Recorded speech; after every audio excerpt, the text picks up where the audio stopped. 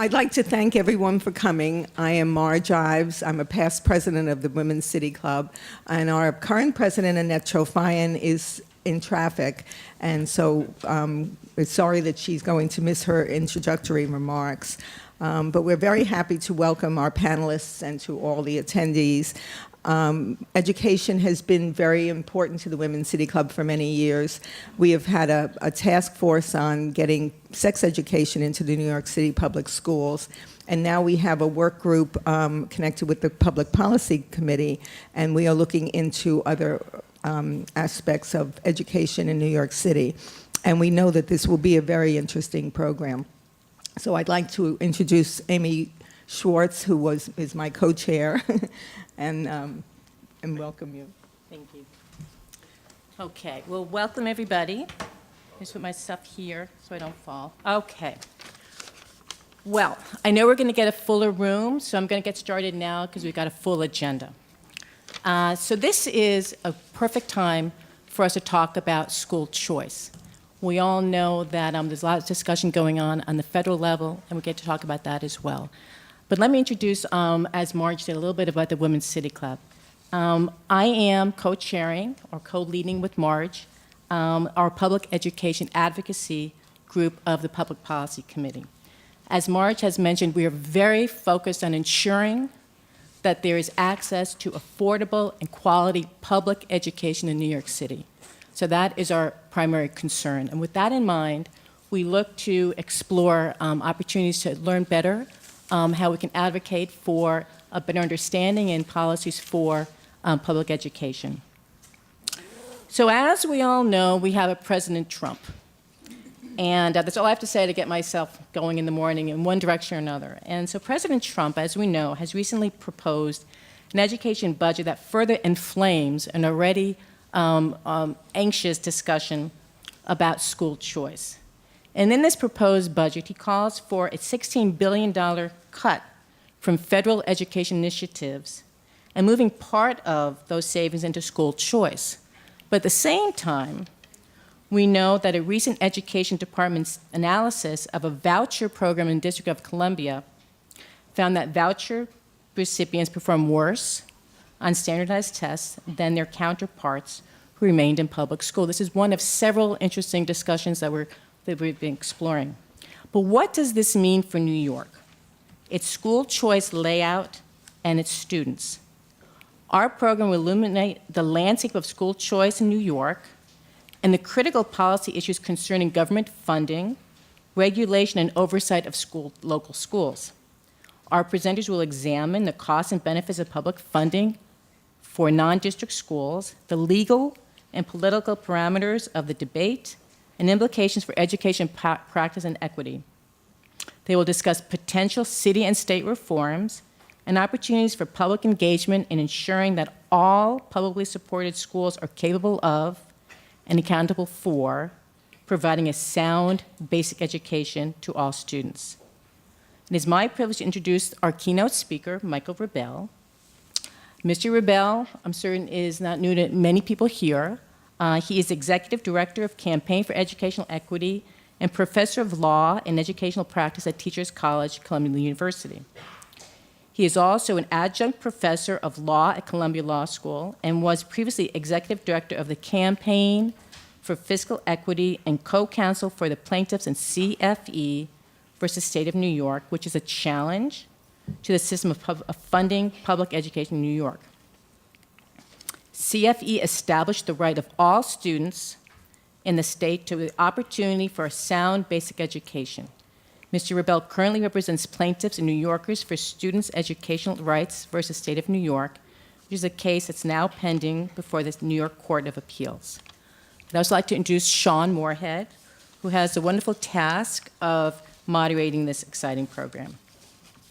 Ms. Morehead is Program Director of Promising Futures Education and Human Justice at the New York Community Trust. Prior to coming to the Trust, Ms. Morehead collaborated on recommendations to the Chancellor of the New York City Department of Education to improve services for students with disabilities. Further information on both of our speakers' bios is included in your folder. So I'd like to then turn to Mr. Rebell.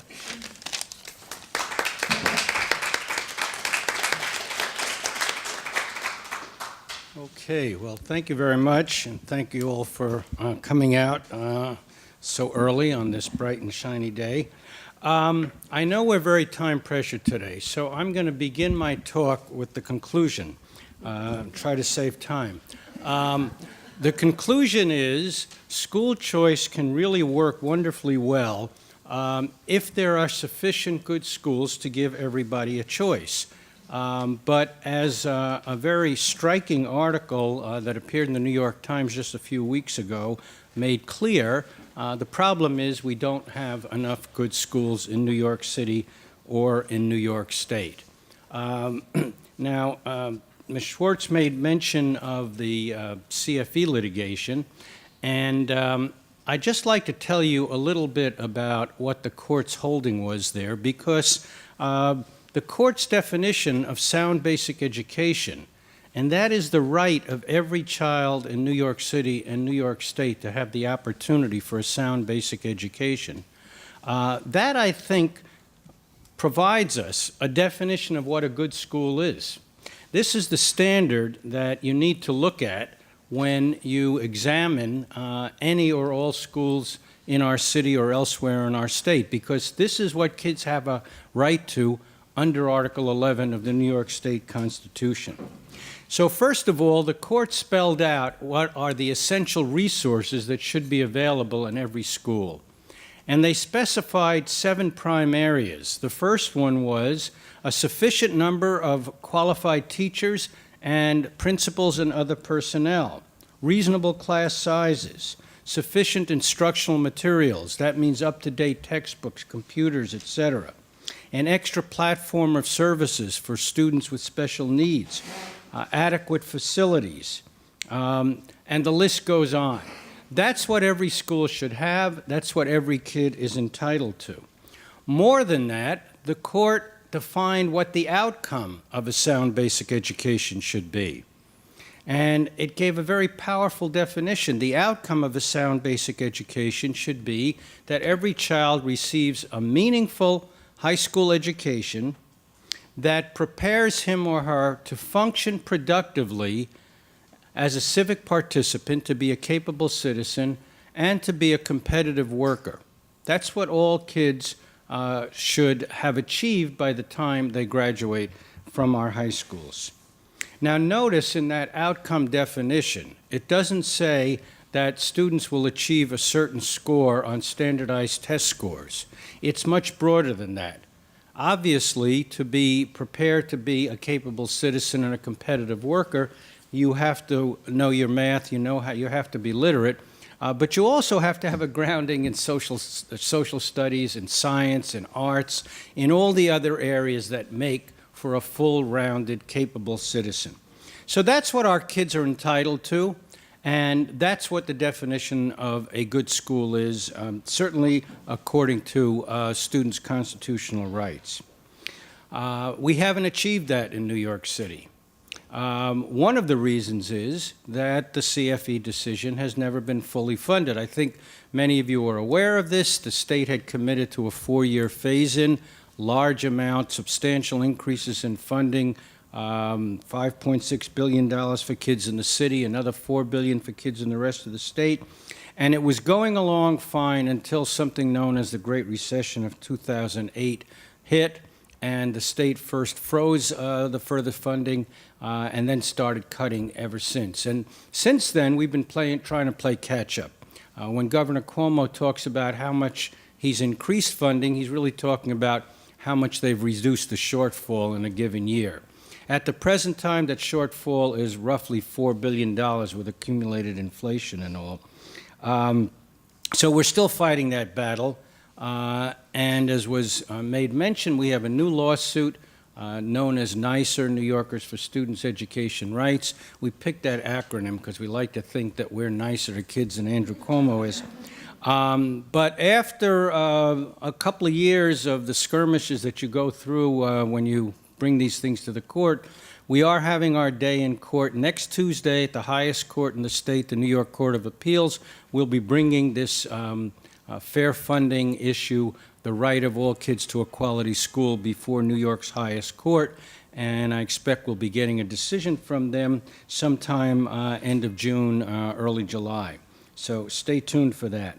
But, you know, in addition to funding, the court and CFE outlined three major aspects of how to implement this right to a sound basic education.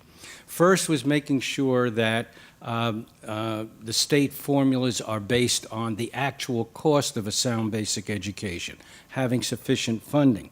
Second, it has to be distributed through a fair formula that makes sure that every school, the court said every school, not every school district, every school has sufficient resources to provide a sound basic education.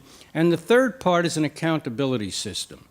And I think we've struck out on all three of those in recent years in New York. We're not fully funded. Because they haven't fully funded according to the foundation formula that was adopted in 2007, the formula for distribution has gotten terribly distorted, so it's not needs-based and it's not a fair and equitable formula anymore. And we have insufficient accountability.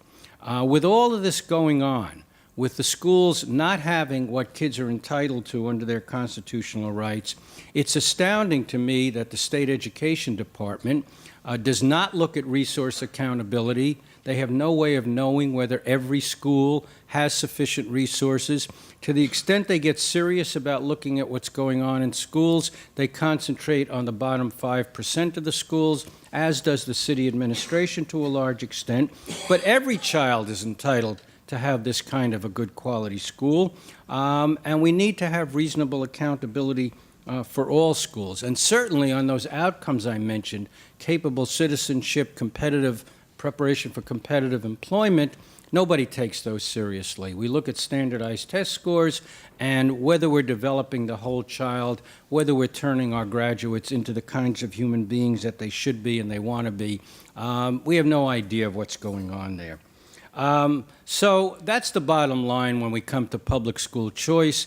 I'm not going to talk any further about that. Many of you would have read that article from the Times. If not, you're going to get more details from our panelists today about the limitations of school choice in New York City.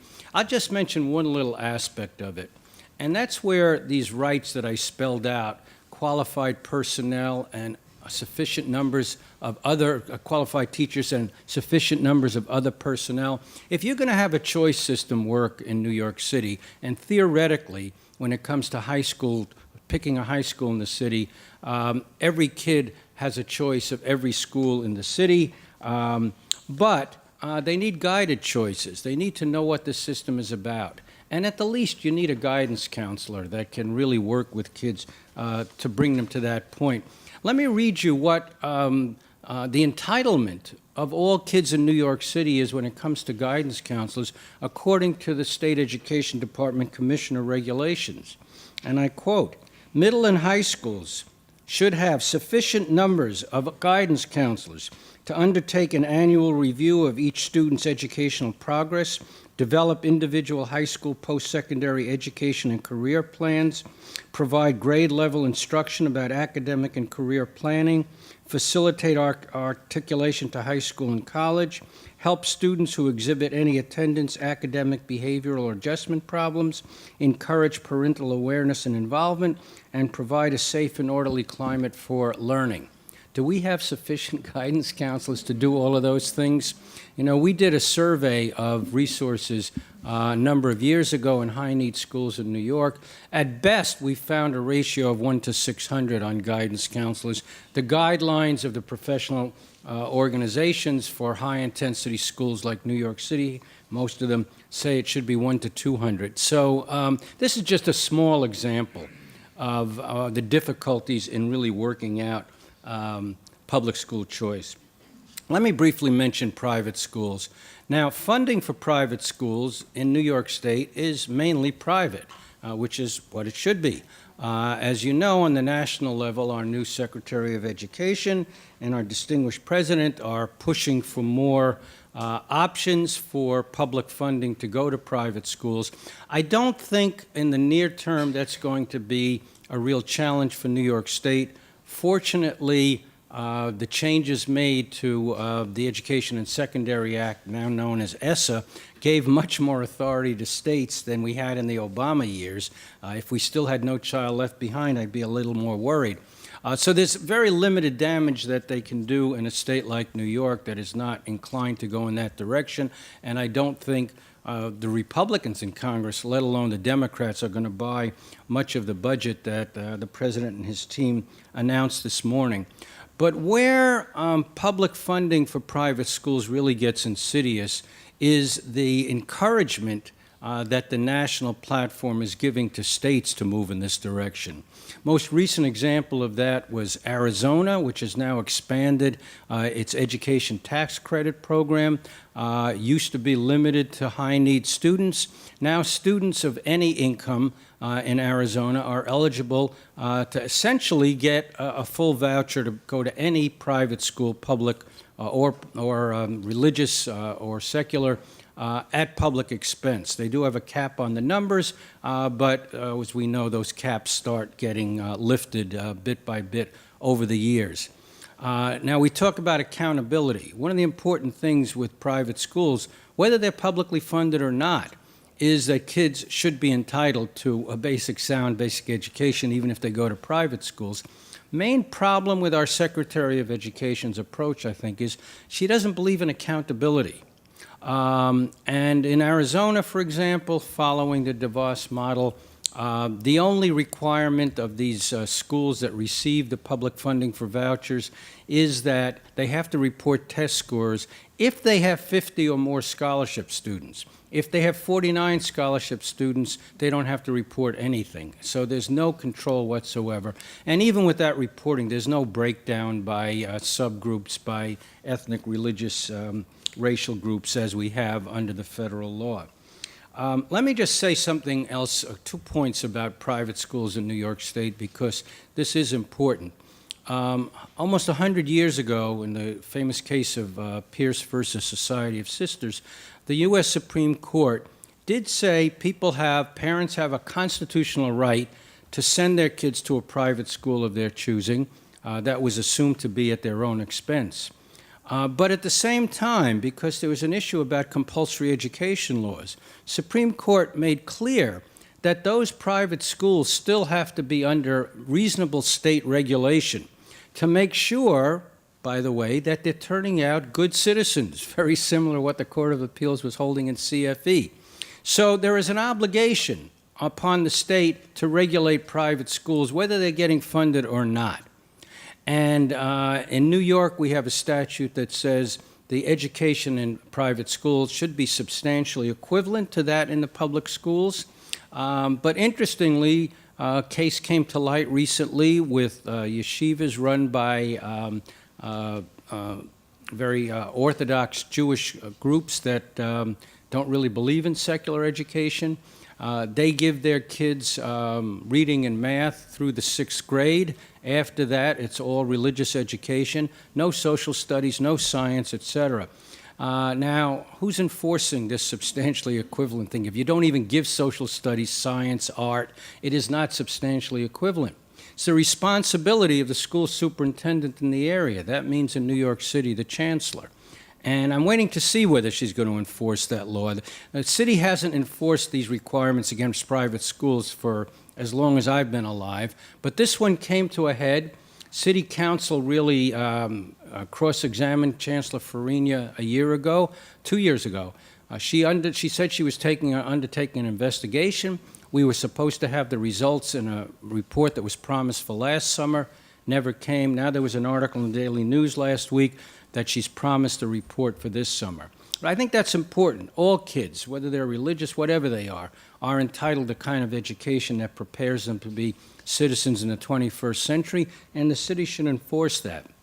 We do have one private school voucher situation that is very much alive and well in New York. That's in the special ed area, and as you know, under the IDEA, the Individuals with Disability Education Act, if there is no public school space available for a kid who's been diagnosed as needing special education, the state is obligated to pay a voucher to pay for a place in private schools. And this can be a very important option. For many years, I was attorney in the Jose P. case, and we really worked to get that into place so kids didn't fall between the cracks. And I'll give you one example. As a matter of fact, it was the first case that established the special ed vouchers in New York State way back in the late 70s when the IDEA's predecessor was brand new on the statute books. There were a group of about 1,000 kids that in August of that year got a letter from the Board of Ed that said, under the new federal law, you're entitled to a free appropriate public education. We're working to make that available to you, but currently we don't have any space. We expect that we'll have sufficient classrooms available for you by November. So please stay tuned and we'll be in touch. Now, this was outrageous. You know, 1 million other kids in the school system were starting school in early September. These kids were told to wait till November. So we ran to court, we got an injunction, and 1,000 of them got put into private schools at public expense. That's what that voucher option exists for. On the other hand, we do know that there is an element of certain people who take advantage of that, and many people of means get the city to pay their children's tuition at expensive special ed schools by going through a court process that allows that to happen. The de Blasio administration made a policy decision when they came into office not to fight these anywhere near as hard as the previous administration. So there's been a 40% increase in those. I think we've got about 4,000 kids that get special ed vouchers now. Some of them are well-deserved, some of them may not be. So that's that situation. Okay, our last category, of course, is charter schools. And about 10% of our kids in New York City are currently attending various charter schools. I'm not going to get into the issue of whether charter schools provide better opportunities or do not provide better opportunities in public schools. I'm sure our panelists will talk about that. What I just want to say is the original idea of charter schools was that these were schools that would be free of regulation so long as they met bottom line accountability requirements in annual reporting and certainly at the end of the term of their charter, their contract, which is normally about 5 years. One of our problems, I think, is that, again, there's not sufficient accountability to hold the schools to that requirement. When it comes to funding, whether there's sufficient funding for charter schools, I'm going to leave that also to the panelists to get into the details. All I'll say at this point is an overview item. There is a state formula for public funding for public charter schools. It's not the same formula as the foundation aid formula for school districts. It predates it. It's very complicated. That formula was also frozen in 2009 when the foundation aid formula was frozen. And there have been increases in recent years in that. Whether they've been sufficient or not, I'll leave to others to determine. But I want to say two other things about charter schools, just to have some salient facts for you to think about. In general, the per capita funding for charter schools throughout the state is roughly 60 or 70% of what it is for public schools. Now, one of the big arguments for that is that these schools are supposed to be more efficient. That was one of the arguments for them. And many of them do not have union contracts, or even if they do, they don't have the same retirement obligations, et cetera. And the other thing is, many of them do private fundraising, and that allows them to, in many cases, not all cases, achieve the same or more per capita funding as public schools. But it varies school to school. It's not a clear picture. New York City, as you know, has a requirement that if charter schools are not provided space in a public school building, if they have to pay rent on their own, they get up to 30% increase in their per capita funding to cover those leasing or building costs. And on this, the lawyer in me says there's a real problem here. The policy side of me says I'm not going to get into whether that's a fair policy or not. I'll let the panelists discuss that.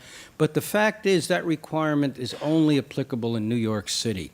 And if it's good, then the charter school kids upstate should be getting it. If it's not a decent public policy, then New York City kids shouldn't be stuck with it. And there's an equal protection issue there, I think. Speaking of the law, I just want to tell you one other thing about charter schools, and maybe we'll get into some of the implications of this.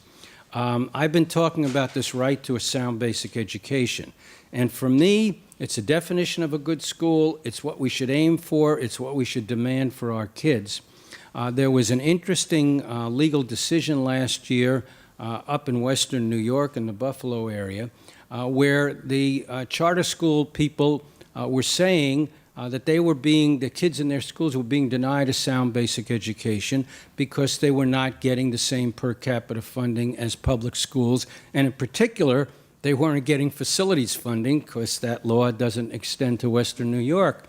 In a very interesting decision, an intermediate appeals court. This hasn't gone to the Court of Appeals, so it's not statewide, but it's an interesting concept that we ought to think about.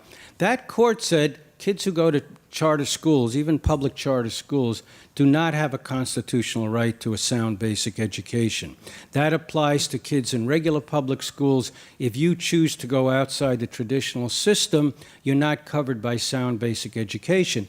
And what the court said is, if you think, or if you're a parent, if you think your kid's not getting a sound basic education in the charter school, well, your option is go back to a traditional school where you have that right and you can demand a sound basic education in the public school. How realistic that is, I'll leave you to consider. I just wanted to give you the parameters of what the law is, or at least what the legal arguments are if that issue ever comes to light in New York City and the rest of the state. So thank you for your attention. My bottom line is we need to enforce the right to a sound basic education in our public schools, in our private schools, and in our charter schools, whatever the appeals court in Western New York said. Thank you.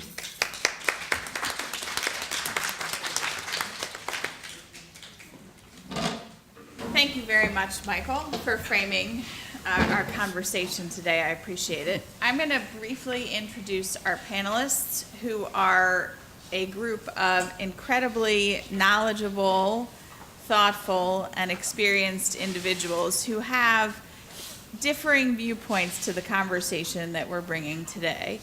So I'm looking forward to a very robust conversation. I know I'm going to learn a lot, and I hope that you will too. Immediately to my left is James Merriman, who I will confess I actually worked for briefly, more years ago than I think either of us probably care to admit.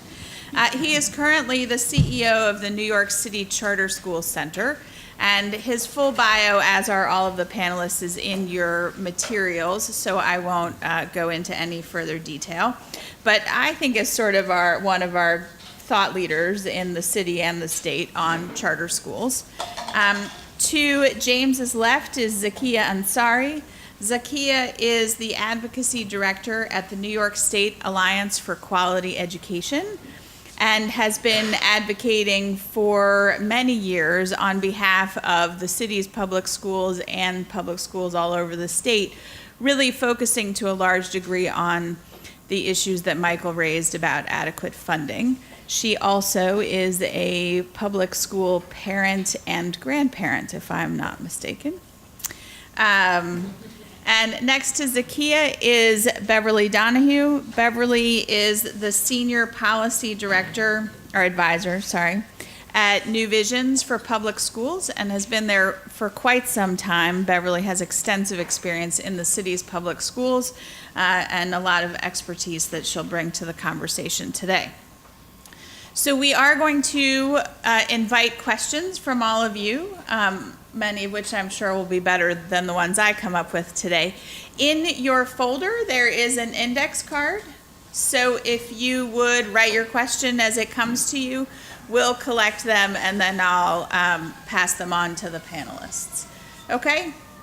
So I first want to give each of the panelists a few minutes to kind of give us their framework of how they think about this question of school choice and, I think as Michael framed it, really school equity, recognizing the reality that the goal is that every kid should have access to a good school. And the other reality is that we don't have enough good schools in New York City. So we are in a situation where people are competing for what is a scarce resource in the end.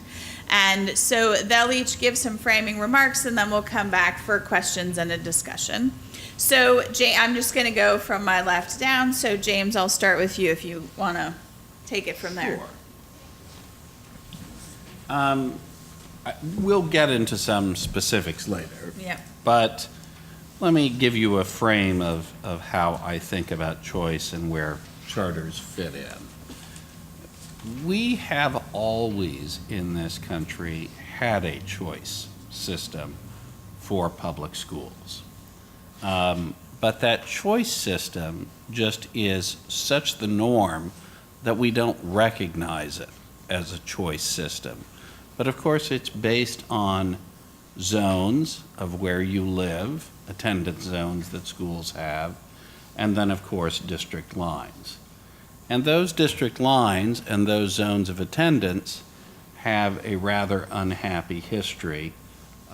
They are set up and designed to keep wealthy people with wealthy people, and designed and set up to keep poor people with poor people. And you can look around New York City to find them, but I think one of the most striking examples is in Roosevelt, Long Island, which is about a square mile entity next to some very wealthy communities in Long Island that is all black. It's a square mile with no businesses, and those zones were set up specifically to keep black people who were poor in a district. So we've had a choice system, and it's been based on the housing market, and we've had funding that's been based on the housing market. And it's so ingrained in us that this is just the way things are, that we never think that's really a choice system or a marketplace-based system.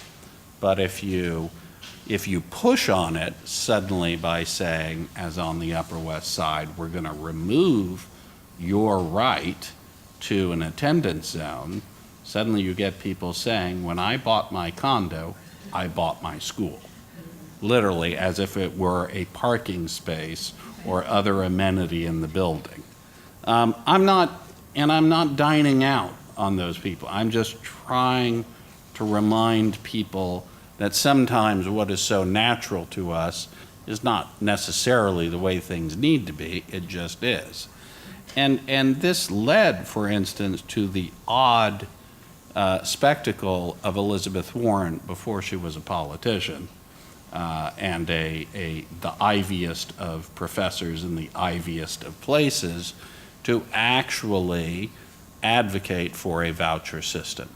Elizabeth Warren used to be for a private voucher system because what she said is housing prices are unnecessarily jacked up by the ability to have in effect, a legal barbed wire fence that keeps out poor people from let's say, in her case, sitting up there, a Brookline or a Newton next to Boston.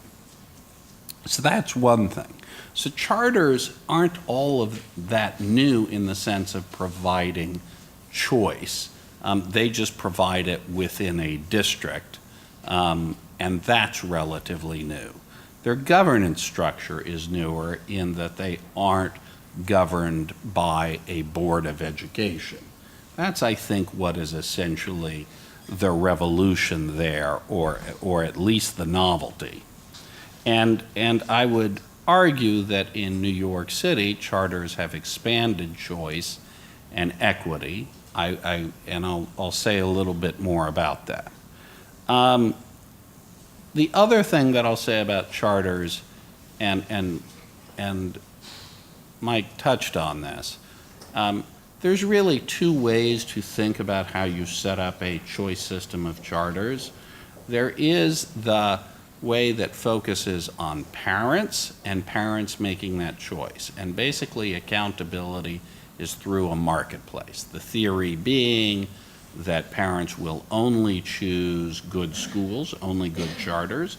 So there should be a low bar to entry. Everyone should be able to start a charter, or anyone should be able to start a charter. And since the money follows the child, that's how charters are funded, by a per pupil amount that follows the child. Parents will make good choices. Who are bureaucrats to say they won't, and they shouldn't get in the way? And schools that aren't any good over time will go out of business, and only good choices will remain. The other way is to say, unfortunately, that hasn't proved out in states that have taken that, and instead we need a high bar to entry. We need to actually close schools through a regulator when they don't perform. Parents, unfortunately, don't always make necessarily the best choice for their kids, or at the very least, sometimes there are no good choices for them to make, but we don't need to recreate another set of schools that don't work in a city that may have too many traditional district schools that are not functioning well for their students. New York has taken the high regulation approach and has rejected the notion that parents' choice is going to drive accountability. So I would argue, instead of marketplace accountability, what we really have for charters is a kind of regulatory accountability. Is it perfect? We can discuss that, but that's really the way we've gone, whereas Betsy DeVos is associated with a more market-oriented approach to charters. Let anyone start them, let parents choose them, and things will sort out through the marketplace. Through magic sometimes. So we took that fork in the road a long time ago, and I don't see that changing in any way, shape, or form because of who the Secretary of Education is or the President. What I'll also say about choice, and again, it's sort of getting you to think about a norm, is the notion of having a single provider itself is a bit of an oddity in government services. Yes, fire and police, I think we all agree having a charter-like system is is idiotic. I don't think anyone has a view that we should privatize in any way. Well, I shouldn't say anyone. Anyone in New York City, maybe. Anyone rational. But if you look at it, K-12 is bracketed by what? Well, what happens before K-12? It's pre-K. And how did the mayor set up pre-K? Is it all run by a single provider? No, it's about 50-50 not-for-profits, just as charters are legally not-for-profits in their incorporated status, overseen by the Department of Education as a regulator. And then what happens after K-12? Well, again, we have a mix of private and public colleges. Private colleges receive lots of state aid in a variety of ways. Students receive, of course, funding through grants and aid, and so forth and so on. And you could see those tensions play out when the governor in his Excelsior program, in fact, did not include private colleges, but only public colleges in that, only the SUNY system. And so if you think about it, right, we're fine somehow with post-12 multiple provider. We're absolutely fine with a pre-K system that has multiple providers, not all of them government. And so K-12 is the anomaly, between those. And I will say equally, to get you to think about this, the U.S. is actually not the norm across the world. If you look at Europe, and Ashley Berner, a professor at Hunter as well as Johns Hopkins. It's a very good book about how other systems have been set up, a great comparative study. And what you'll find is there's actually much more in Europe, both funding of private schools that are explicitly religious, for instance, and that obviously have historical connections to state religion and so forth. But I think it's interesting to note that, again, this is not something, the United States system isn't given by higher powers, wasn't mandated by anything. It happens to be the way we grew up for certain historical reasons, but it isn't set in stone. And of course, the fact that we've always done something some way is a fact and never a reason for continuing to do it. And finally, and we'll talk more about this, I will say that I do believe that charters in New York City, while not the most accessible public schools in the system by any means, those are your neighborhood district schools that are in areas in which many of the parents choose not to send their kids to those schools because they're so low quality, or they're stuffed with homeless kids because we distribute homeless kids or difficult kids in unequal ways in the city. They are among the most accessible of public schools that we have in a system of screen schools and limited screen schools and geographies that are meant to keep out poor kids. They are among the most accessible schools, some of them being of high quality for minority and low socioeconomic status kids that we have in New York. Thanks, James. So I'm just going to frame a little bit on that. The reality is we have a choice system in New York, and we have multiple choice systems built within a larger system. And James, I think, artfully explained that it is in some ways built on a premise that we don't have to continue if we don't want to.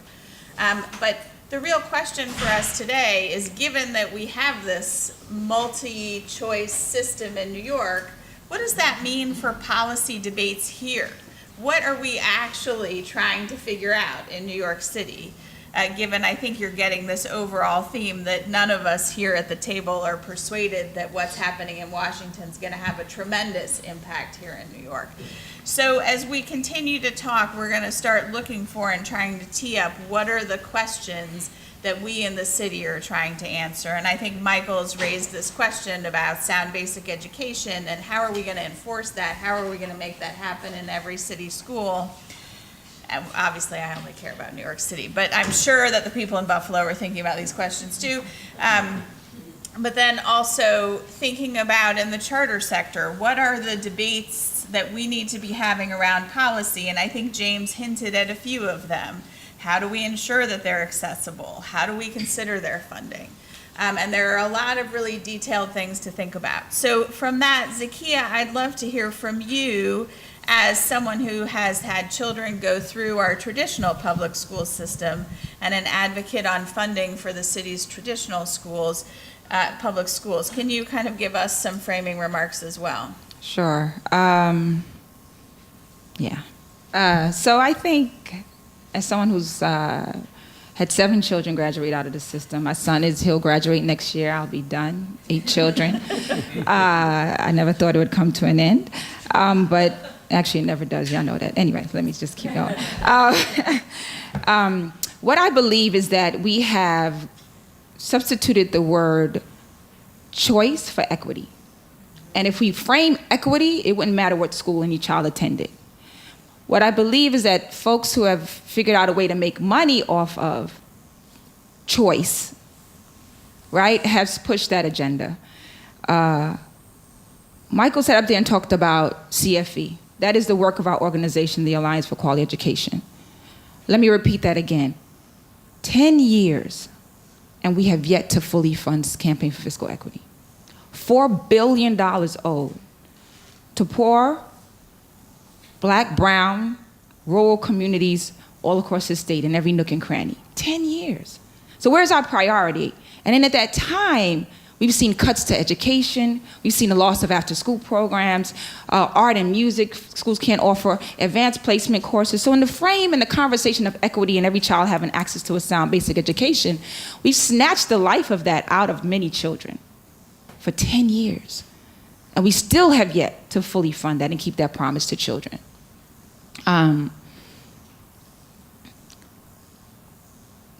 That's really powerful to me. As someone who's been advocating for 17 years, right, that we have a state that hasn't found the backbone or the will to finally fund education for children who are most neediest and most marginalized. In my mind, we've sabotaged many of our public schools and then say they don't work because we haven't funded them. All in the frame and the guise of competition. And for me, competition, works for paying my cell phone bill, right? If I go to T-Mobile, it's much cheaper for a family plan maybe than Sprint. But competition denotes that there's winners and losers.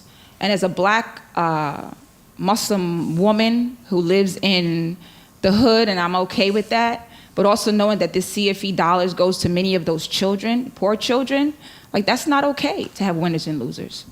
Because it's not just education often, I think James said this even, it's not just education, it's being in communities that folks want to keep them in those communities. Housing, healthcare, jobs, right? That all adds up to equity, because if we were having a conversation about equity, we would be addressing all those things.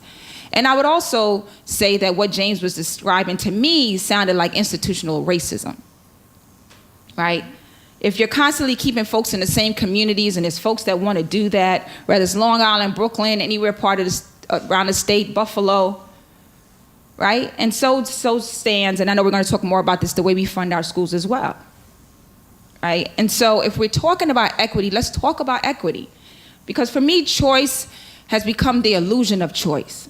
Choice for me as a parent would be to send my child to a school that was up the block because it had a great science program, my child loved science, or I chose to send my child an hour away because it was a great art program someplace else, right? And so I think it's really important for us to get back to having conversations about what equity looks like, and that all children absolutely, as both James as well as Michael said, should have access to a high quality education, right? We have a constitution that says that.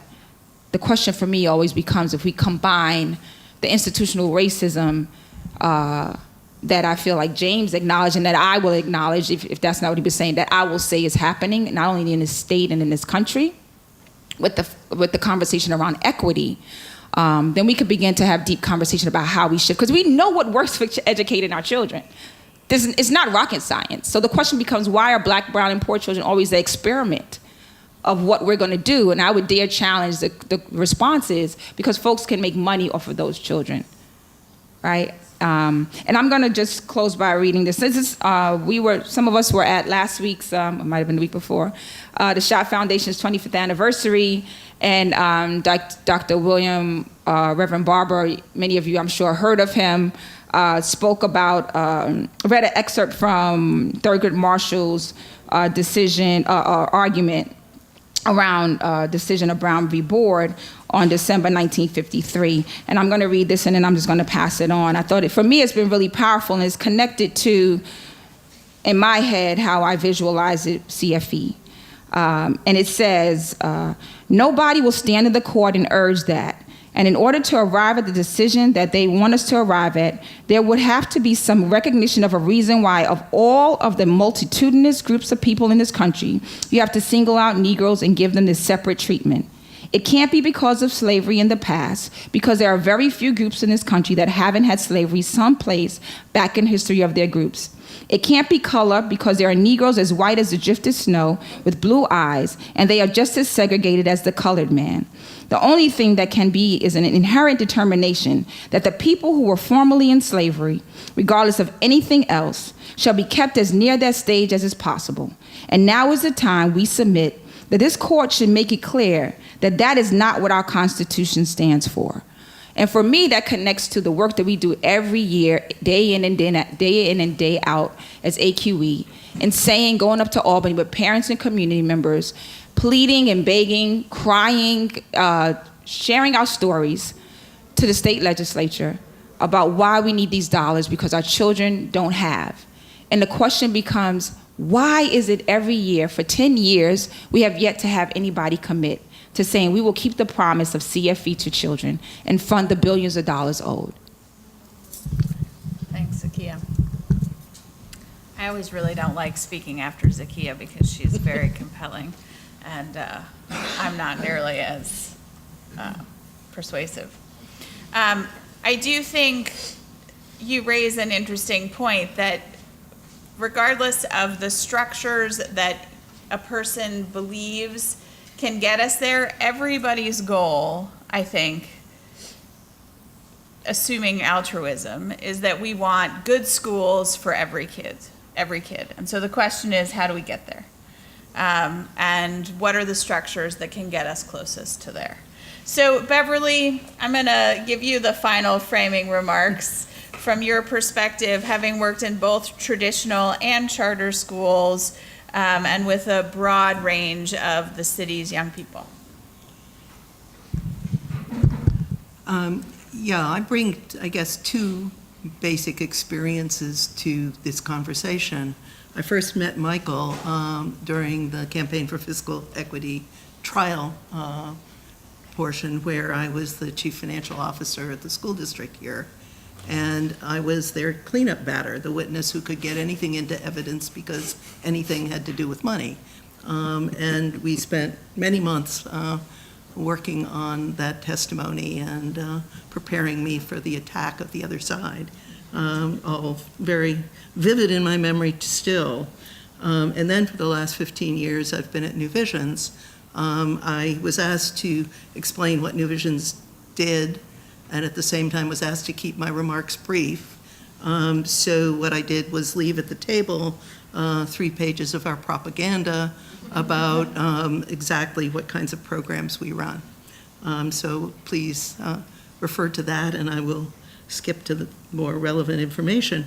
I think New Visions is unique, maybe nationally, but certainly in New York, in that it is deeply involved in significant numbers of regular public schools, secondary schools, which is where we focus our attention, and also is a CMO for 8 charter schools.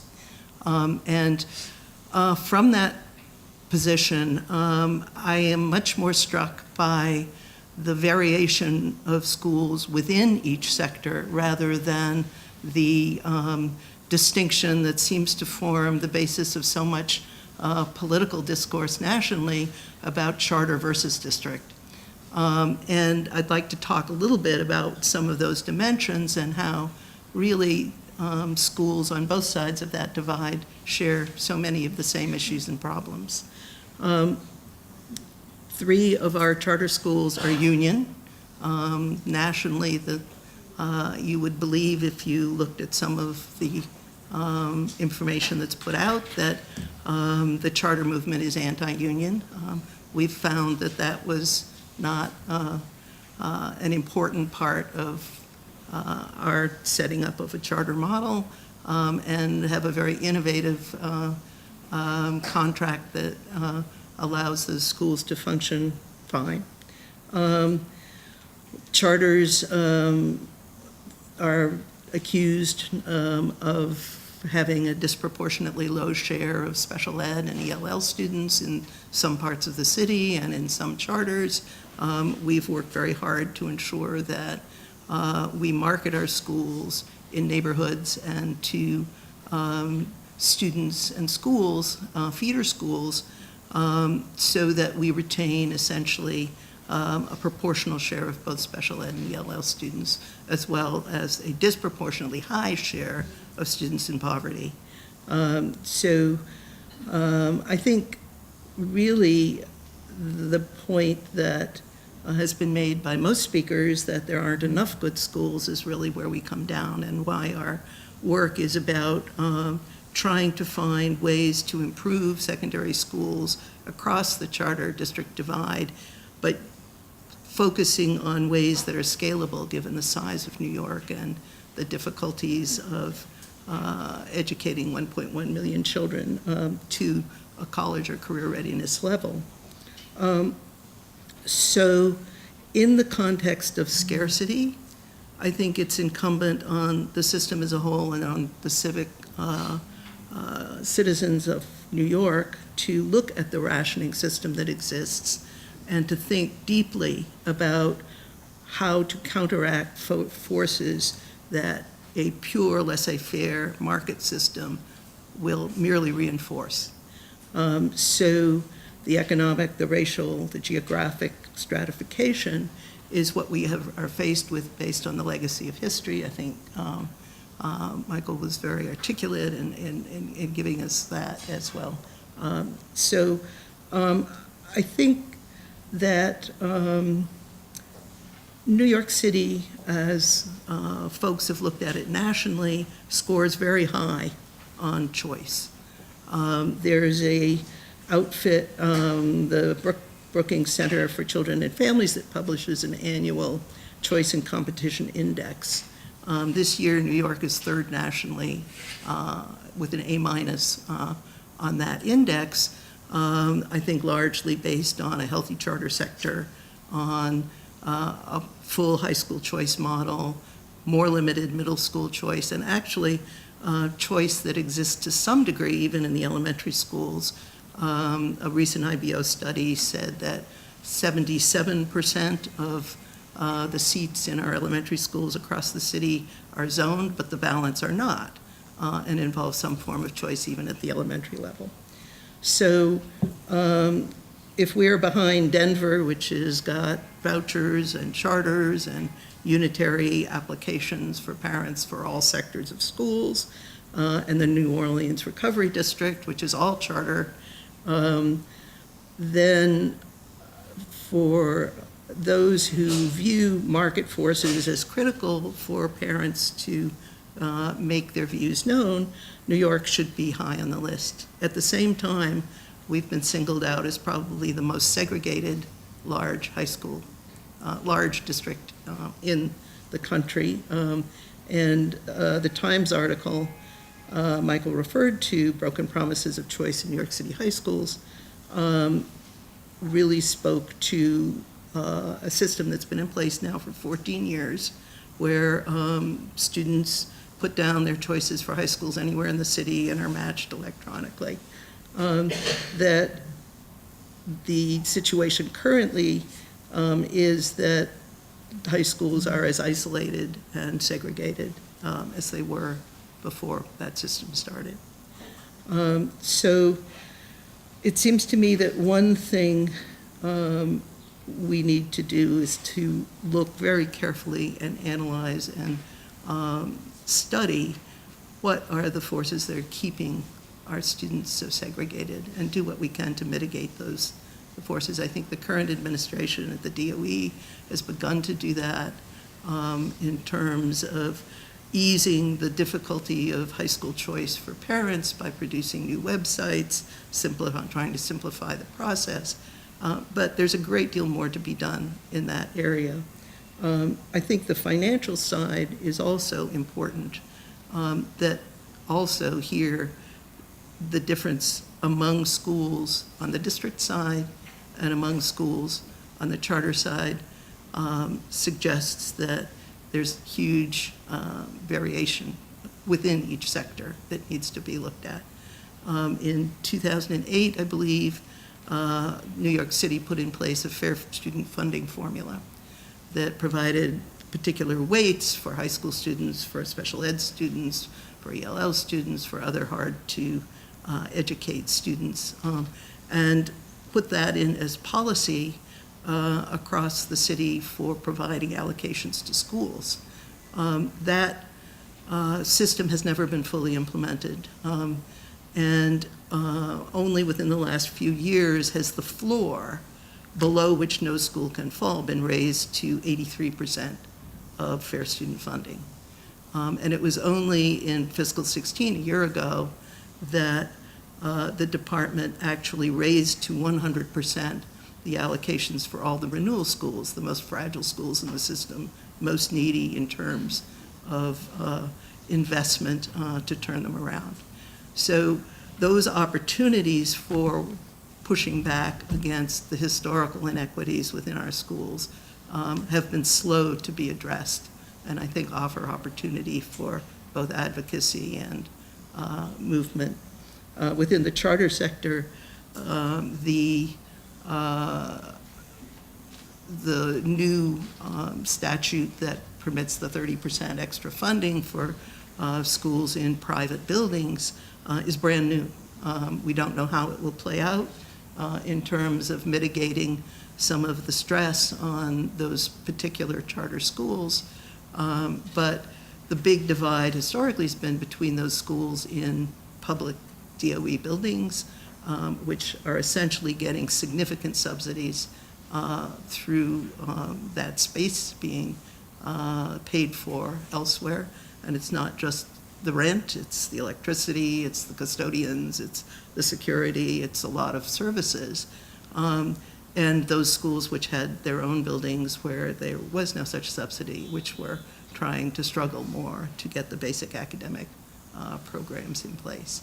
So I think I just want to suggest that the sound basic education we're talking about is not something where one sector a priori has any advantage, and that we really need to be vigilant about looking across sectors to ensure that we mitigate the problems that arise when you just believe the market will solve. Thanks, Beverly. So you have all in your comments raised several structural issues that I'd like to get into a little bit more. The question of regulation, whether we have a market-based system or a regulatory system, and then within that, what role do unions play? What kind of accountability do we want to have for schools? These have all come up. We've also talked some about how kids end up in the schools that they end up in, admissions processes, zoning. I'd like to come back and talk about that in more detail. And then, of course, funding's been an overriding theme. So I'm a little tempted to switch the order in the outline if my panelists are okay with that. I think a lot of people talk about admissions processes a lot. The Times did the big article about how the choice system was, in fact, still isolating students by race and socioeconomics. There's been a lot of press coverage around elementary school choice and redistricting and rezoning efforts, both on the Upper West Side and also in Dumbo. So I'd actually like to spend a little less time on that, but I thought maybe we would do it for a couple of minutes just because it would seem remiss if we didn't talk about it.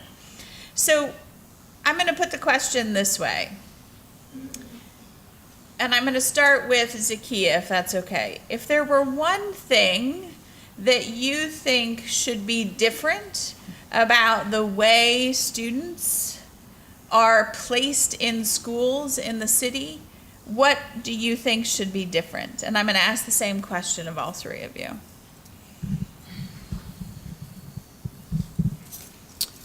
One thing. Well, for me, it always goes back to funding, because if we were doing it right, many schools would have access to all the great things, and that would be one of the problems we wouldn't have in regards to figuring out which school a child should attend. But I don't know. I mean, that's tough. One thing.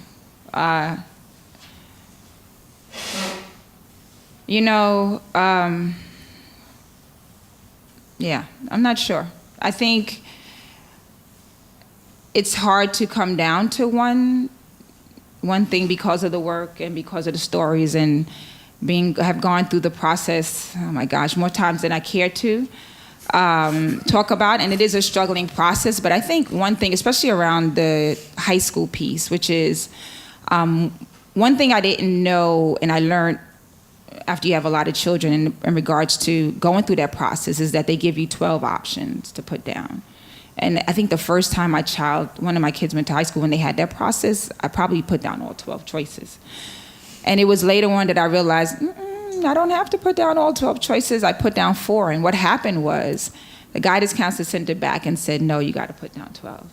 But I was knowledgeable enough to know that, but also know that my niece got caught up in that, putting down as many as all the choices. And I know other parents that had, dealt with the same issue in regards to putting down all these choices. And then you wind up getting the last one thinking, I didn't think I was going to get the last choice, right? And so I think that whole process of just education, because I think the whole piece around what we're talking about is once you have a knowledgeable parent who gets it and can maneuver and knows who to ask and who can maneuver that, I don't even know how many pages the high school book is anymore, or the fairs, and can take off work and can do all these other things, then you begin to be more knowledgeable about things, and what you can do, what you shouldn't do, and what you have the right not to do or do. And so I think it's all about educational process and really making sure that parents are engaged and understanding what it is out there, but also know that, personally, that book that's a weapon that you can use as a weapon to knock somebody out with doesn't tell the whole story of a school as well. And I think it's important, once again, to have guidance counselors, college advisors, middle school counselors, and all those folks who don't have a ratio of 1 to 800. So maybe that's one of the ways, because some of my daughters went to Murrow, and it was 1 to 800, right? And so the only reason I was able to maneuver that was because I was knowledgeable, and I would seek out the guidance counselor to make an appointment. And to the fairness of them, how do you manage that? So. I think that 12 choices is an interesting point, because it presumes that you're going to find 12 schools that you and your student are really excited about attending and would be happy with any of the 12. And in my experience, having actually just done this process this year, it's pretty hard to find 12 that you're excited about, which all goes back to the scarcity question. So, Beverly, I'm curious from your perspective, thinking about how students are placed in their schools, is there something that you would do differently? Well, okay, in service of trying to ensure that as many schools are wonderful as possible, so that there is choice, I think this notion of a regulatory accountability regime that New York State and City have adopted and aren't going to change is important. And in order to have accountability, you need good data. And I think there needs to be far more attention paid to ensuring that on all sectors where public dollars are spent, that good data on the schools is easily accessible to parents, to families, so they can make choices, and is presented in ways that is not so mystifying and complex, that essentially you need a native guide to really figure out what the choices are for your child. Mm-hmm. So I think data and a focus on reporting the data in ways that are user-friendly to families is huge. I would also push for essentially equalization by a fair student funding formula for the public schools in the district. And we'll definitely come back to that funding in a little bit. So, James, charters, as I understand it, and you're going to correct me if I'm wrong, are do their admissions by lottery. You're right. And there are some constraints on charters and who they take and who they're required to take. And at the risk of putting you a little bit on the spot, are there things that you think we could change about charter admissions that might then reduce some of the, frankly, criticism around who charters are and aren't serving? Sure. Yes. So to go back to the question you originally posed, what would I do the one thing? I would have a unified enrollment system for New York City, K-12, not just high school, It would include charters. It would have third-party verification so that we knew no one was playing around with the system. And this is exactly what has happened on a voluntary basis in Denver, in Newark, and then in DC, and then on a mandatory basis in an all-charter system down in New Orleans. And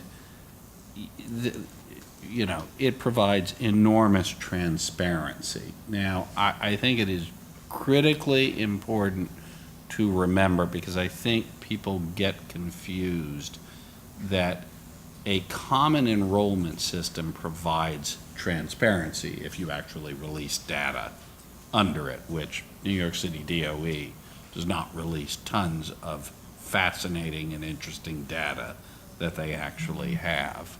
But it doesn't provide equity in and of itself.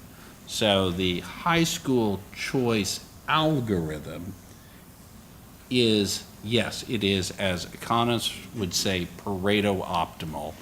It does what it advertises, which is it provides more people with their first choice than any other system would if it were just another kind of system. And Al Roth got a Nobel Prize for figuring out the algorithms that do that. But the business rules, as admissions folks say, meaning the admissions rules that every school has, are honored in that system or not, as it may be. So you can have a unified enrollment system and still have Stuyvesant. You can have a unified enrollment system and still have geography-based enrollment. You can have a unified enrollment system and still have lottery-based enrollment for charter schools. So I think it's very important to remember, whatever rules you apply in the enrollment system, that's how you get to equity if you're talking about distributing a scarce resource. New York City has in its high schools a unified enrollment system, but has done very little around the equity issues, has kept this system of selective, highly selective, test only. I mean, to the point where the mayor, who has legal authority tomorrow to change from a test only for the 5 test only schools that are not Stuyvesant, Bronx Science, and Brooklyn Tech, never mentions it, because he dare not, apparently. Despite being Mr., Tale of Two Cities, he really hasn't touched these equity issues. So now, to get to charters, I would advocate, if the city were willing to do this for all its schools, move to a common enrollment system that provides transparency, doesn't allow for game playing by anyone. I mean, Denver, when it moved to this in its district schools, found that in the district schools that parents wanted to attend, 50% of parents non-zoned for those schools were going around the system that they supposedly had, right? Principals were letting them in through basically their social capital that they had built up through their friends and so forth and so on. And so it does provide equity in that sense, in that sort of backdoor transparency way that you can't play the system. I think in order for us to do that, the mayor would have to move to wanting the charter system as a true partner in trying to solve common issues, and these issues are common, make no mistake. Thanks. So we could spend an entire day talking about admissions processes, and some people in the room may have done such a thing. But money keeps coming up. And we heard Michael's call for meeting the obligations of the Campaign for Fiscal Equity, making sure that all schools have enough money to meet what I think of as a floor for a good school, not a ceiling, but a bare minimum. So leaving aside, I think, everyone's agreement that we would like to meet those obligations and get more money into the city's public schools. What are some of the nitty-gritty questions around funding? Beverly raised the point about charters and rent in private buildings. Are there other issues in funding that we should be thinking about and pressing people to pay closer attention to? Zakiyah, I'm going to give you the first word on that since funding is your priority. So real quick, I just wanted to touch on two things, I think, just real quick, that James brought up before, which is this universal application or universal process. And bringing up Newark, we work with parents in Newark, and they brought a Title VI complaint against that one app, where they had one parent that had 5 children, and she was sent to 5 different schools. Her children were sent to 5 different schools. And in New Orleans, where I talked about in the beginning, the illusion of choice, where there is no choice of public schools anymore, they had the same process. They had the same process, which has become extremely confusing for parents, as well as disruptive to students' education and them being able to create a smooth process to that, because they have so many different processes to get into different schools and different districts in that place. So I think we need to look at the whole piece in regards to that, knowing that parents had to file a Title VI complaint and it was upheld. In regards to funding, right, to say that it's not just to have funding just for the sake of funding, right? We know that the funding provides access and it provides opportunity for children.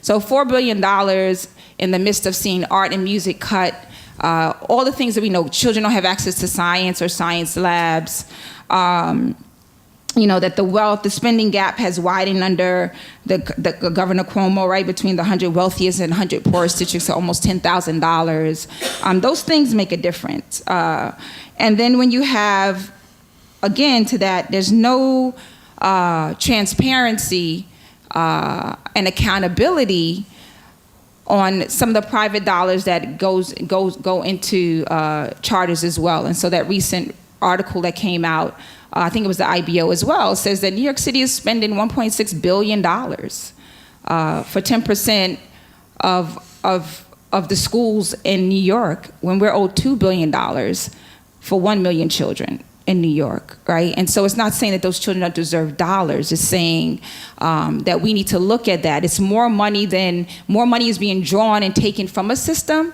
that provides majority of children with education. And if this is about providing every child with a sound basic education, and if we really were focusing on equity, then all those dollars we would be paying attention to, including CFE. I can't express enough that every year we go up there with parents and community members and young people, and they share stories over and over again, not just from New York City, but all around the state, about what their schools no longer can offer and what their children no longer have access to, how that impacts them, how that impacts me. Again, if you're a knowledgeable parent and you know how to work the system, you're going to be all right. Your child's going to be all right. You're going to figure out how to do that. But when we have a state that has an obligation to provide those dollars to our kids, and we're not acknowledging that the schools can't even provide many of the basic things for children, then we do a disservice to the Constitution, really, and to the reality that for 10 years, we have yet to fund these schools. And so community schools are space and an opportunity to use those dollars, right? It's not just about providing eyeglasses, which is great. It's not just about providing hearing testing as well, but it's also about making sure that academically those schools are providing what those children need. We need to be investing in restorative justice practices, right? That's where those dollars go, to ensuring that children in school have a sense of humanity and dignity that is not an afterthought, but is a part of the curriculum and part of the conversation. Art and music, right? Everybody had art and music. It was what it was. Now all of a sudden it's an add-on, right? Those things provide, we know, critical thinking skills. And if you're a parent and you're affluent, your children have access to all of those things. There is not a doubt that you know that those things will not provide your child with a different kind of access and a different kind of accountability, and opportunity, excuse me. And so if we are looking at all those things in an equity frame, coupled with the Constitution of what it says that children should have access to a sound basic education, then at the same time, we should be holding up the fact that we have yet to fund these schools, that we have a system of schools that was created in regards to charters was supposed to be models of innovation that would then be translated and turned over to public schools. But what it has become is another system that one does drain money from the public school system, and I have yet to see that collaboration of how we're going to make this work. And I don't think it's an application process, but how do we get back to what it was supposed to be? And that's why in the beginning I said I believe it's an illusion of choice, because New Orleans had choice of public schools, and it wasn't that they were great, but now they have no choice. And what they're doing in regards to that and what they have to in a system of no accountability and no oversight, when you talk to those parents and those students about what they are experiencing, it's criminal.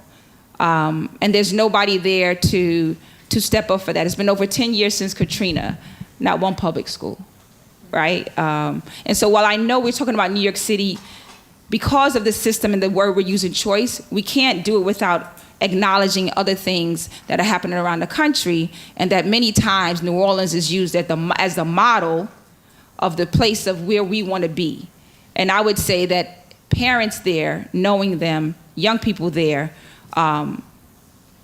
many of them, not all obviously, but many of them don't believe their choice was stolen from them. So one thing I find really interesting is how frequently people have the same definitions of a good school. That you hear about art, music, science labs, things that make schools feel whole and wholesome and engaging. And I think we hear that from all of the panelists, regardless of perspectives about how we ought to get kids into schools or how we ought to fund them. And so I find encouragement in what I think is a reality that many people actually share a common vision for what a great school looks like that they want to send their children to. So Beverly, just thinking about the funding a little bit, you actually raised fair student funding earlier. And James, you mentioned that charters are funded on a per student allocation. So you get X dollars for every kid. Beverly, in your view, is that an equitable way to achieve school funding? Assuming you could get to a point where you were getting the full per student allocation. I think that there are many very positive aspects to the Fair Student Funding formula. It's been tweaked on a regular basis since it went into effect. There's lots of room for argument about whether certain types of special ed kids are weighted in precisely the right way, and all of those conversations should obviously be continuous, and it should be tweaked. I am more concerned by the and yes, full student funding at that formula would be a vast improvement for many of the schools that I think this year it's something like 87% is the floor of fair student funding formulas. There are schools that are really disadvantaged vis-a-vis others in the system because of the slowness of moving that needle. But I think one thing that has gotten not perhaps enough attention is the intersection of accountability and funding, because the old school report cards that gave schools A through F and the more friendly, more recent school reports that are issued annually provide parents with very important information about the schools their children are in or the schools to which they might apply, but at the same time create perverse effects in that if kids do not apply to a school because it's perceived as less desirable and because it is not doing well, that pulls money out of the school very dramatically. So you see that many of the weakest schools in the system, most needy, most struggling, are in effect, even if they have 100% of fair student funding, if the number of kids goes down, their dollars go down dramatically. There has to be an eye on that ball to a greater degree than there has been in the past, that you don't let schools be hollowed out by essentially the incentives for parents that are created through accountability. I remember when I was working my brief stint at the Department of Ed, I was not built for government. Funding creates a lot of incentives for schools, and if you adjust the allocation in certain ways, schools respond differently depending on the allocations. And there were things we thought were happening but weren't really happening. So I take your point, Beverly, very well, that we have to think about and watch how this works. So I want to remind everyone of the index cards that you have, because I suspect you're getting a little tired of hearing me. So we're going to collect some questions, and as we do that, I just want to ask one last question about regulation. And all of these different types of schools that we've talked about are regulated differently. Michael, you raised the point about the state needing and the city needing to be more aggressive about private school regulation if we're going to really bring them into an ecosystem of some public funding, which I think is a big hypothetical and a long way off. James, you've talked about the regulatory system for charters in New York, and that we've kind of opted clearly for a regulatory oversight as opposed to a pure market system. What are some regulations that you think, if we want to get involved in public advocacy around education, that we should really be thinking about?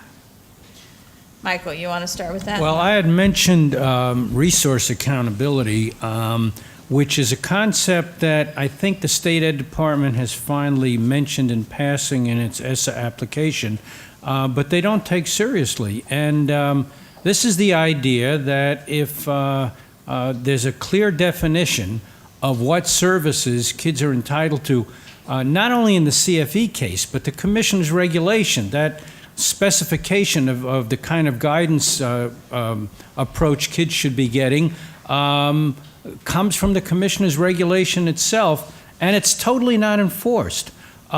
Even more striking is the AIS money, Academic Intervention Services, and the Commissioner's regulations are very good here. They carry out the constitutional requirement that there be an extra platform of services. So every kid in the state who is getting a 1 or a 2 on those standardized tests is entitled to extra help for every subject in which they're not doing well. But if you go around the state and check, it's basically a triage situation, that some of the kids, some of the time, get some of those services. And it is totally not enforced by the State Education Department. Part of that problem, quite frankly, is they don't have enough resources either, because the legislature starves state ed. But I think if we want to look at a place where advocacy can be really focused, if some of these regulations that are so specific and so clear and so helpful for kids could be enforced, it would make a huge difference. It would obviously require more resources, but that would bring the public pressure to bear to get the guidance counselors, to get these AIS services and other things into all of our schools.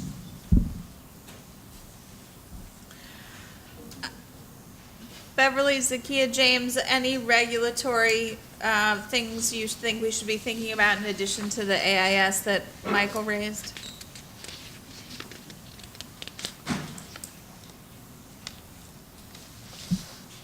I mean, look, I think, one, it is astonishing to me in all the years I've been here how little data we actually do have, both on the charter and district side. I mean, until recently, and I think continuing now, we really don't have good verifiable data collection around suspensions and so forth, and incidents in schools. It's all self-reported. The state ed and the city have different definitions. Probably the most comprehensive reporting is done through the Office of Civil Rights USDOE survey, but that's biannual, and they don't release the results of that until about 1.5 to 2 years after having gathered the data, which is hardly a basis to make any kind of adjustments in a system when you can't gather. This stuff should be gathered real time, right? And I could go through. I mean, enrollment again is another thing. We don't know either how a charter school really does it.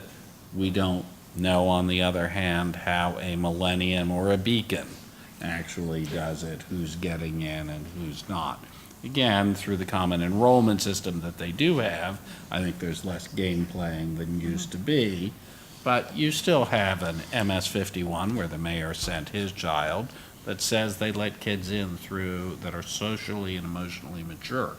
I don't know what that means. It sounds like Brearley admission standards, but I don't even know what that means. It basically means the principal has, you in, you not.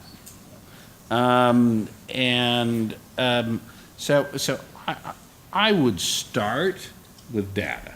I think it is the least intrusive way to regulate. You don't get all the way there on what you want to see getting done, depending on your view, but clearly transparency is a great disinfectant, right? Sunlight is the great disinfectant.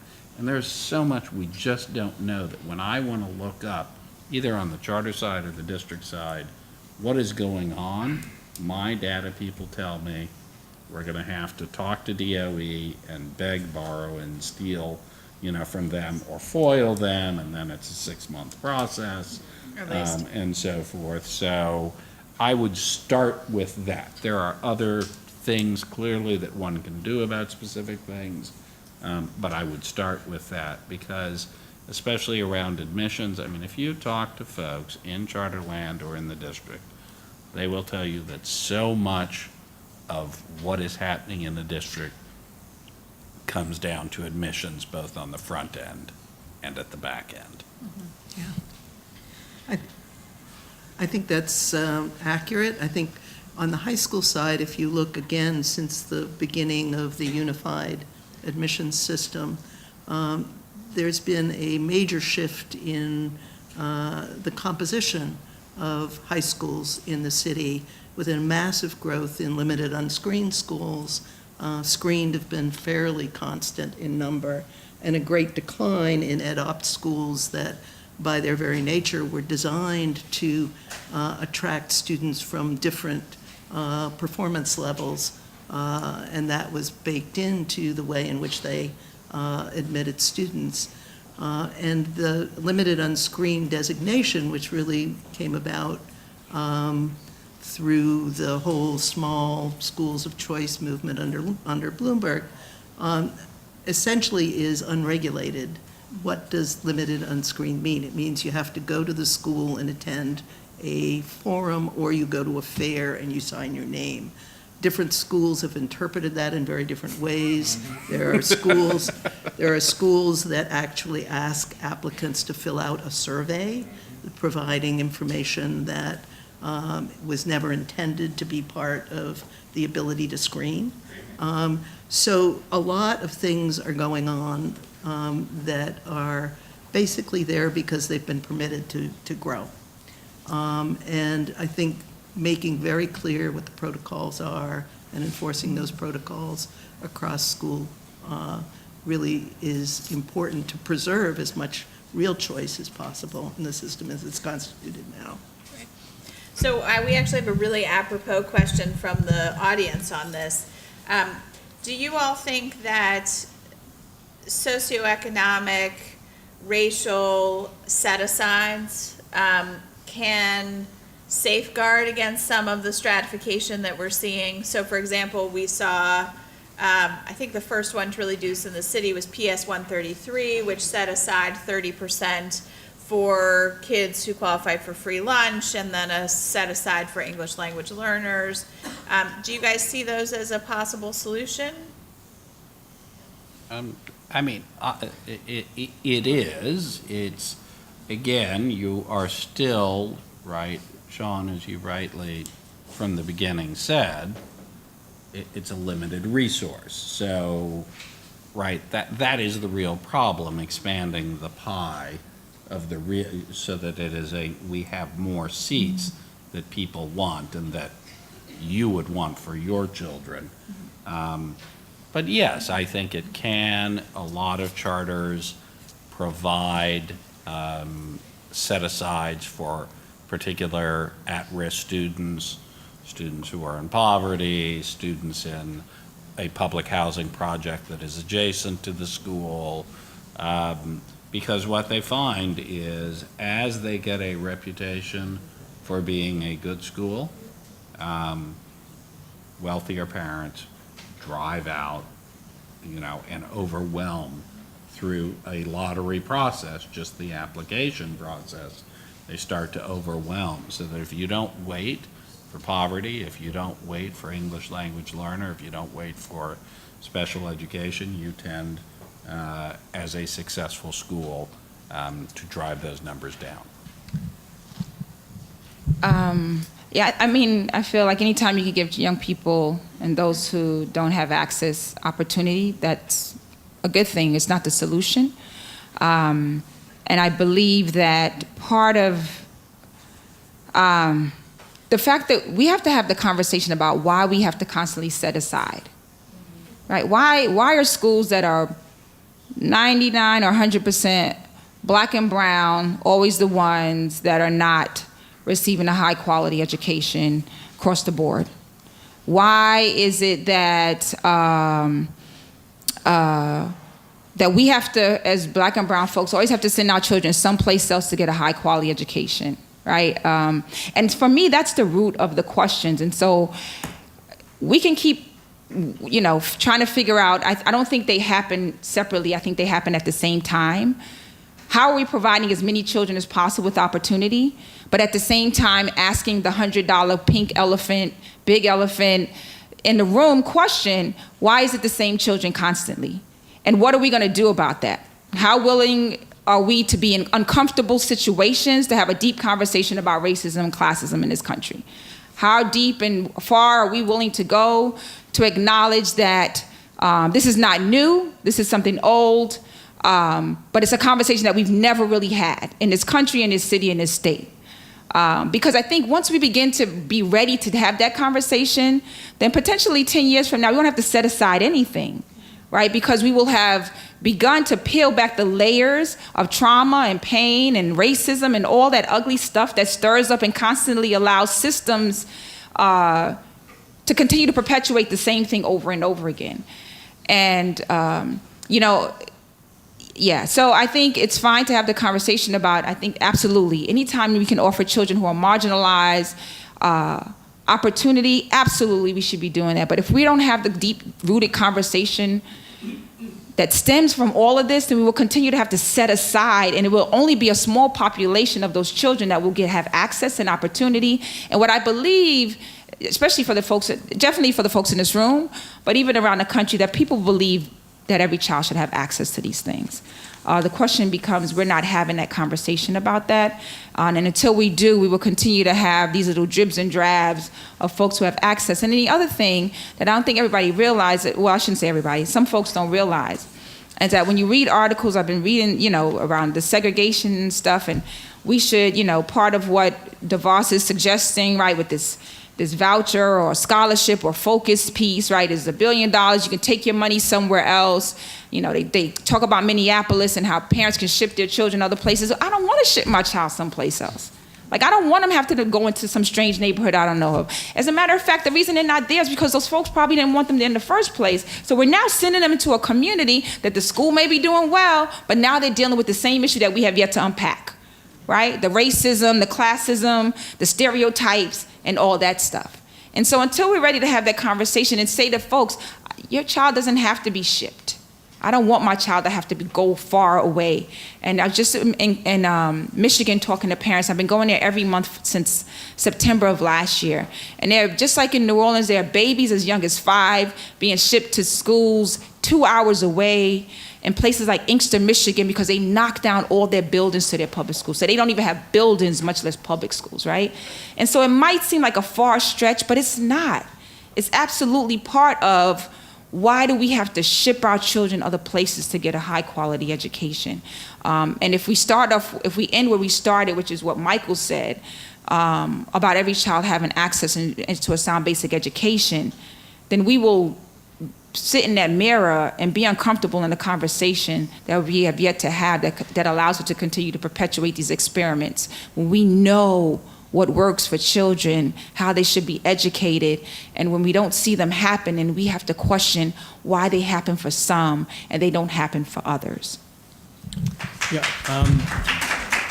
Shawn, I just wanted to bring to people's attention, sorry to say this, but there are some legal parameters when we talk about set-asides.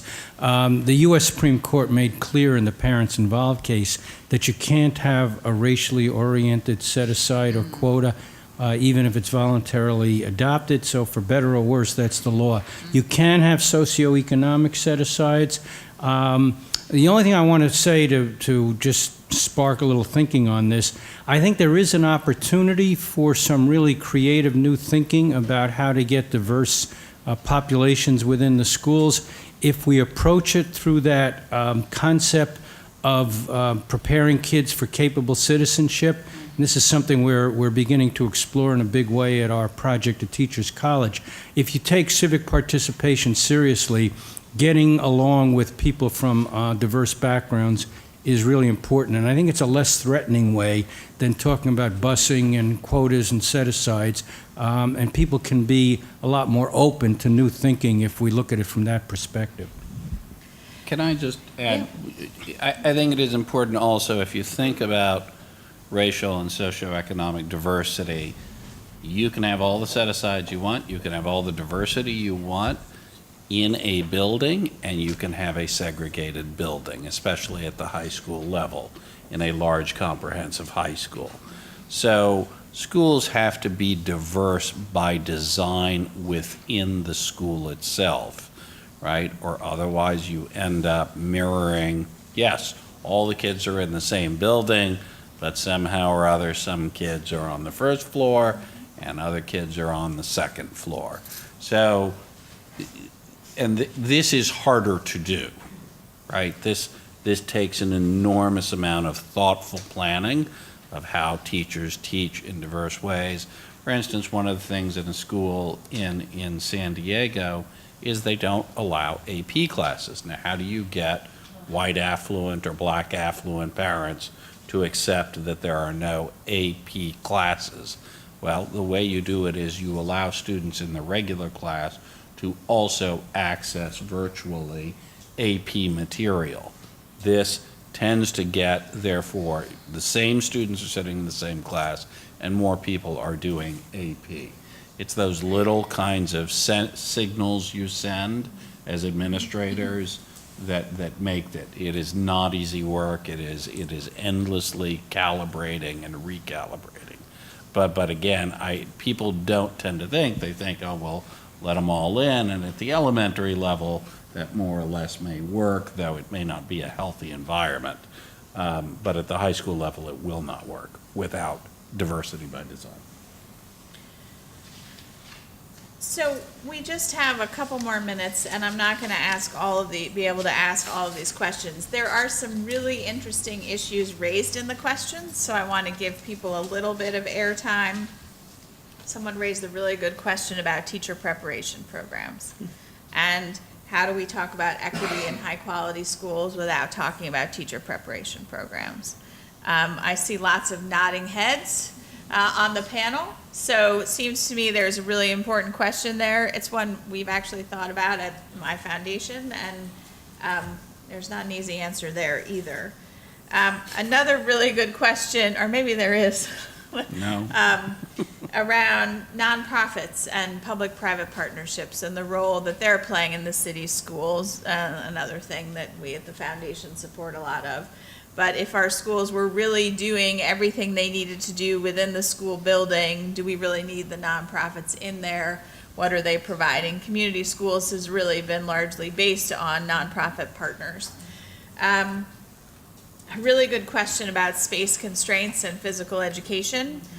We've talked about rent and in private buildings, but what do we do about a lack of space just to have recess or exercise? Again, going back to these things that almost feel non-academic, but that everyone comes back to as evidence of school quality. So I'm going to end with this question from folks in the room, and I'm curious what people's thoughts are.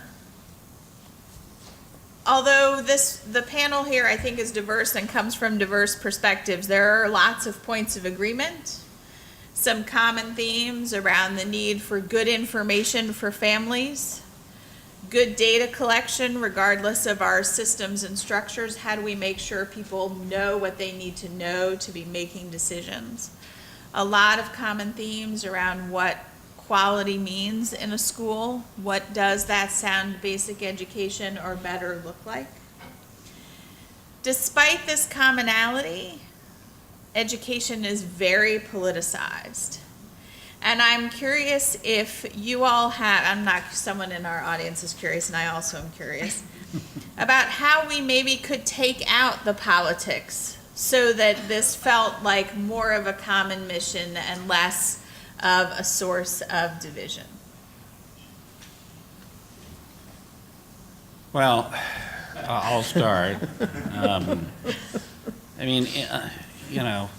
What was it that Lenin said? There was one question in politics: who and whom, meaning from who to whom, meaning resources.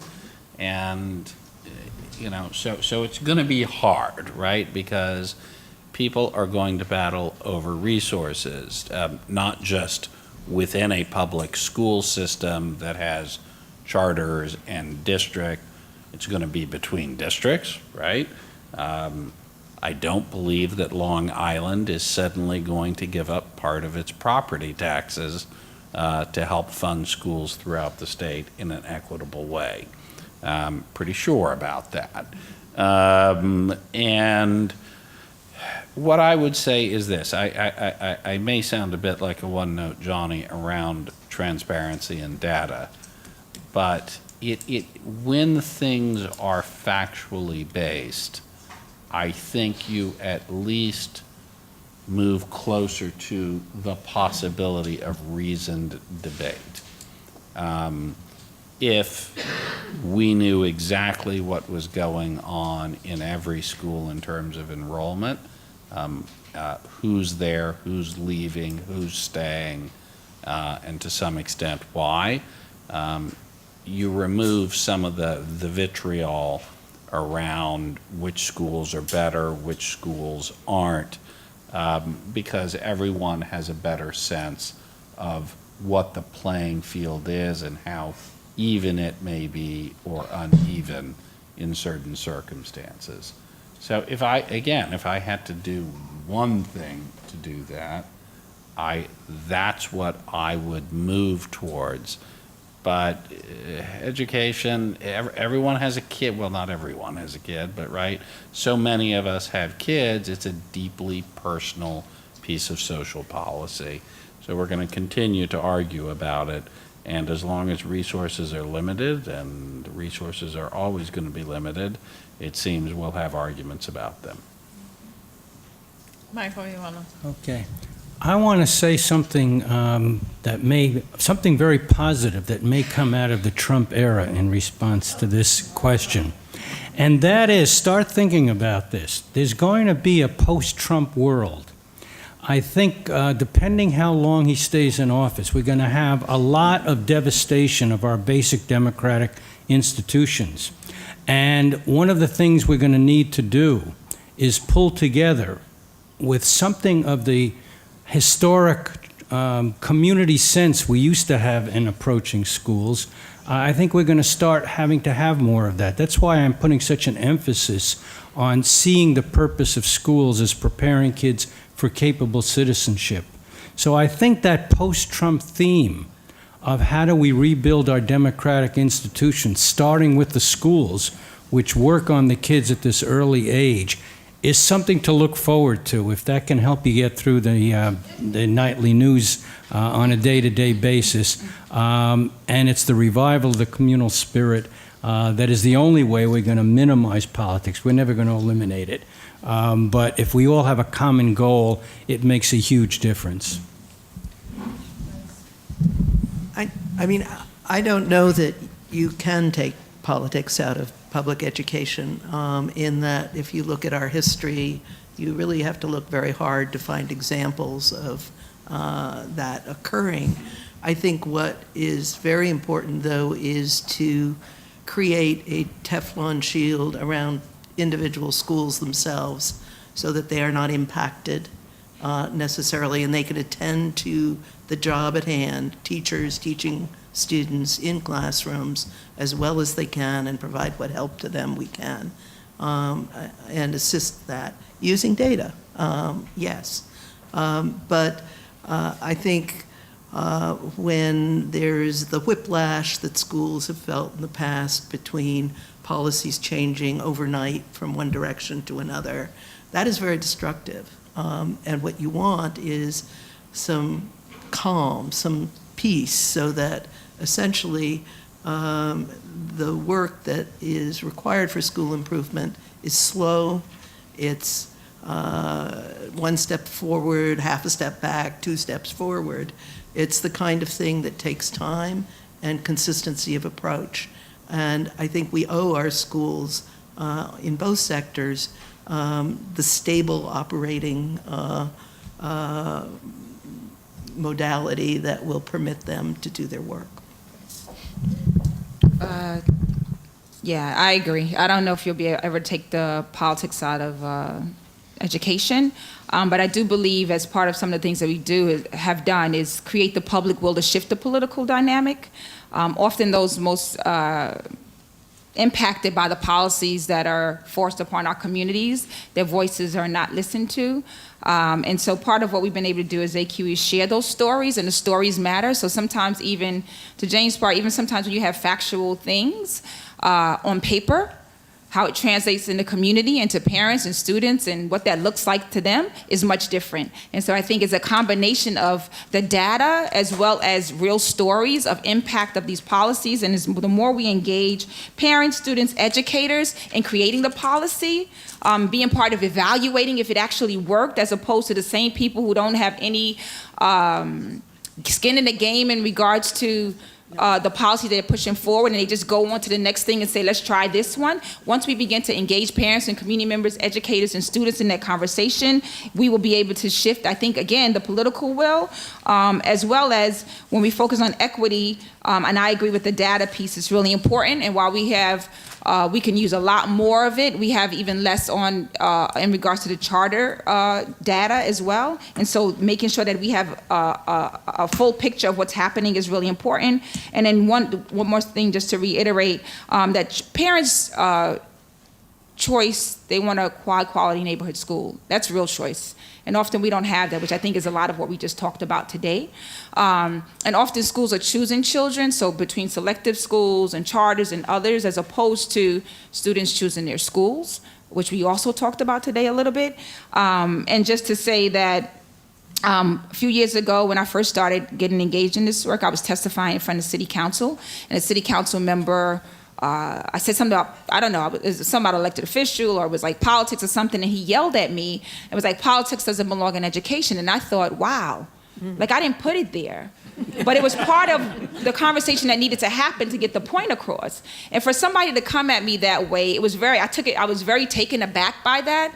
But it also, what I've learned over this 17-year journey is that it absolutely is entrenched in it, but there are things that we can do to shift and change it. And I think first and foremost is ensuring that parents and those most impacted are engaged in the creation of the policy, setting the table, and evaluating whether or not that works. Thanks. Well, I'm going to leave it at that, and we have some closing remarks here. So hang on for a couple more minutes. Thank you all so much for your attention and time. Thanks so much to the panelists.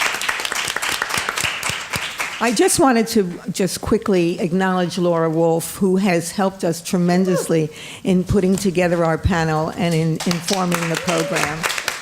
And I should have said this before. And our president, Annette Shufayan, is here, and we'd like to say hi.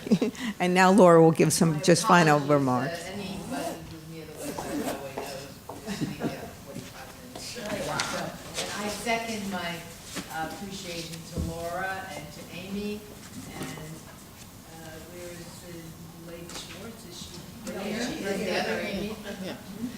And we hope you will enjoy it. I found this challenging. We have work to do. Right, which is what I was, going to highlight. Yeah, I think, And if you're not a member of the Women's City Club, I need to make the plug. We have the membership applications here. Thank you so much again.